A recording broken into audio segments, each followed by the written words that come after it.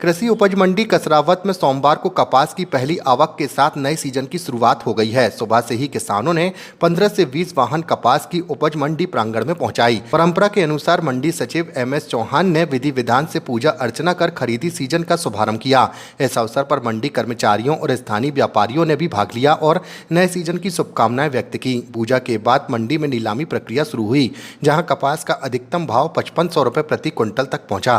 पहली आवक से मंडी परिसर में उत्साह का माहौल देखा गया। किसानों ने उम्मीद जताई कि इस साल अच्छी पैदावार और दाम मिलने से उनकी आर्थिक स्थिति मजबूत होगी।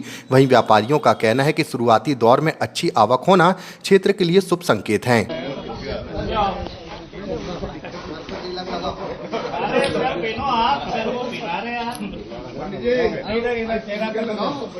नाम बताओ इधर कड़वा जी अमर सिंह हो रही। कड़वा जी फोटो कैसे